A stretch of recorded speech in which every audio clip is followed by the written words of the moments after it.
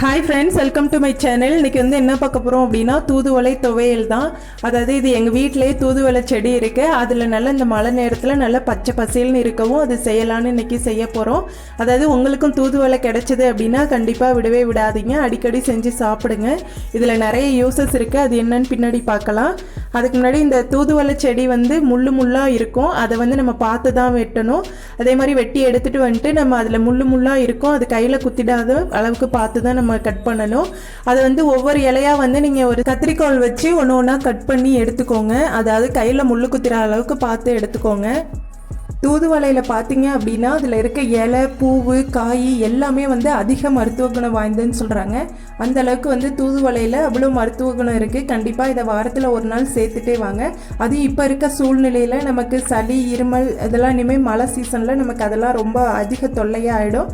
அந்த நேரத்தில் நம்ம இதெல்லாம் அடிக்கடி சாப்பிட்டுட்டு வந்தோம் அப்படின்னா இந்த பிரச்சனைலாம் கண்டிப்பாக இருக்கவே இருக்காது. இப்போ அந்த இலையெல்லாம் தனித்தனியாக நம்ம கட் பண்ணியாச்சு. அடுத்து நம்ம ஒரு வாணலி வச்சு அதில் 2 ஸ்பூன் அளவு நெய் சேர்த்துக்கோங்க. அதில் இந்த இலையெல்லாம் நம்ம நல்லா கழுவிட்டு இப்போ அந்த இலையை நம்ம இதில் சேர்த்துருக்கோம். அதை நல்லா வதக்கிக்கணும். நல்லா வதக்கிட்டே இருங்க. இந்த தூதுவளை கிடச்சிது அப்படின்னா நம்ம வந்து அடையாக செஞ்சு சாப்பிட்லாம், இல்லை வந்து தோசையாக செஞ்சு சாப்பிட்லாம், இல்லை சட்னி, துவையல் இது மாதிரி எது வேணால் எடுத்து செஞ்சு சாப்பிட்லாம். எப்படியோ இந்த இலையை நம்ம சேர்த்துக்கணும். அதில் வந்து பார்த்திங்க அப்படின்னா ஆஸ்துமா நோயை கூட கண்ட்ரோல் பண்ணுற அளவுக்கு இருக்குது. அதே மாதிரி தைராய்டு கட்டி உள்ளவங்க கூட ஆரம்ப ஸ்டேஜில் உள்ளவங்க இதை வாரம் ஒரு நாள் சேர்த்துட்டு வந்தாங்க அப்படின்னா அதுவும் வந்து சரியாகிறதுக்கு அதிக வாய்ப்பு இருக்குது. அதே மாதிரி எல்லாருக்கும் தெரிஞ்ச விஷயந்தான், நம்ம சளி, இருமல் அப்படின்னு சொன்னாலே நம்ம வந்து தூதுவளை இலையை தண்ணியாக கூட வச்சு குடிக்கலாம். அந்தளவுக்கு இதில் மருத்துவ குணம் அதிகமாக இருக்குது. அதே மாதிரி புற்றுநோய் செல்களையும் அழிக்கக்கூடியது. வாய் புற்று, அதே மாதிரி தொண்டை புற்று, அதே மாதிரி வயிற்று புற்று அத்தனையும் அழிக்கக்கூடிய சக்தி இதில் அதிகமாக இருக்குது. அதுவும் இந்த கொரோனா டைமில் நம்ம கண்டிப்பாக இதெல்லாம் அடிக்கடி உணவில் சேர்த்துட்டு வரணும். ஏன்னா நம்ம அந்த தொண்டையில் ஏற்படுற அந்த புற்று செல்கள் எல்லாம் அழிக்கக்கூடியது அதிக சக்தி இதில் அதிகமாக இருக்குது. நம்ம வாரத்தில் ஒரு நாள் இதை கண்டிப்பாக சேர்த்துட்டு வந்தோம் அப்படின்னா எந்த பாதிப்புமே இருக்காது, உடம்புக்கும் ரொம்ப நல்லது. அவ்வளோதான், தூதுவளை வந்து நம்ம அந்த பச்சை வாசனை போகிற அளவுக்கு நல்லா வதக்கியாச்சு. இப்போது நம்ம அடுத்து வந்து அதோட என்னென்ன சேர்த்து அரைக்க போகிறோம்னு பார்க்கலாம்.